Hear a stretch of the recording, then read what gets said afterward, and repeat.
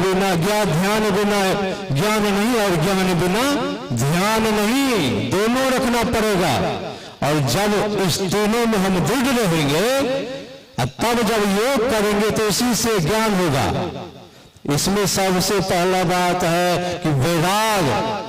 जब तक हम आपको संसार से आसक्ति है तो परमात्मा से हम आप बहुत दूर हैं। जिस दिन आसक्ति खत्म हो जाएगी तो परमात्मा से मिलने में कोई देर नहीं लगेगी। श्रीमद् शंकराचार्य जी महाराज की वाणी में है, अत्यंत वैराग्यवतः समाधि, अत्यंत वैराग्यवान को ही समाधि की स्थिति प्राप्त होती है। समाधि की स्थिति में दृढ़ ज्ञान होता है। दृढ़ ज्ञान होने पर ही बंधन से मुक्ति मिलती है, और बंधन से मुक्ति मिलने मात्र से नित्य सुख की प्राप्ति होती है, यानी मोक्ष होता है।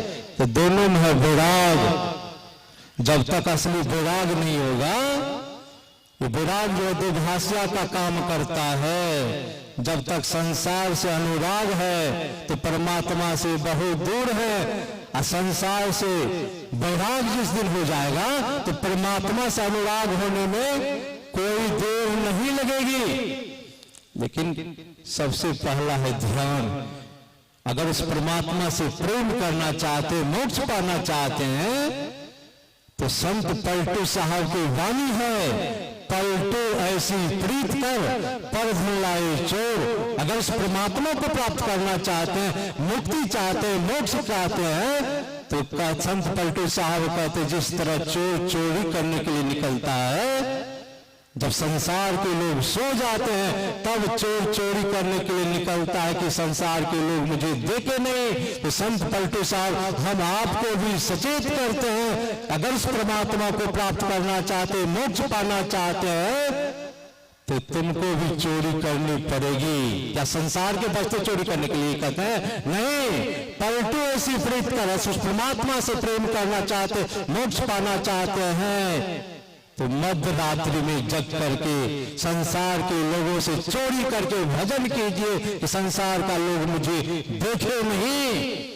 जब इस प्रकार से भजन करेंगे, उसी भजन से दृढ़ ज्ञान होगा, और जब दृढ़ ज्ञान होगा तो बंधन से मुक्ति मिलेगी, और बंधन से मुक्ति मिलते ही मोक्ष की प्राप्ति होगी। जो शेष समय बचा है, मैं हमारे जो कुशल संचालक महोदय है परम पूज्य स्वामी सत्यप्रकाश जी महाराज, उनके पावन चरणों में मैं समर्पित करता हूँ। बोलिए प्रेम से श्री सतगुरु महाराज की जय। जय।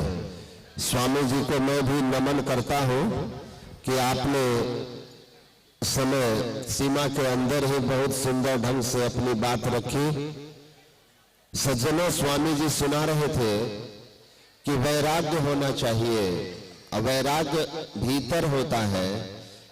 और असली वैराग क्या है आपने सुना, ये स्वर्ग भोगेषु इच्छा राहित्यम इति वैराग्यम, कही तात ते परम गिरागी अत्रिन सम सिद्धि तीन गुण त्यागी। जब आपके अंदर संसार के पंच विषयों के साथ साथ जिन स्वर्ग आदि लोकों के सुखों की बात आपने सुना है, उसके भी, उस सुख के भी आपके अंदर से कामना चली जाती है। जैसा सदगुरु महाराज में था।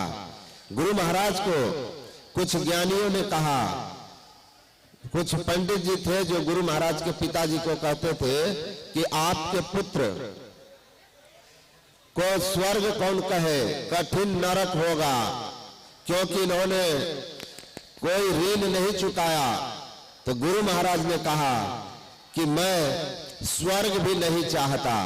तो जो सठ शास्त्री सुन रहे थे उन्होंने कहा कि यथार्थ कह रहे हैं, वेदांत की बात कह रहे हैं। वेदांत गुरु महाराज पढ़े नहीं थे, उस समय युवा थे, लेकिन कहा संस्कार इतना ऊंचा प्रबल है कि बिना पढ़े ये वेदांत की बात बोल रहे हैं कि मुझे स्वर्ग भी नहीं चाहिए।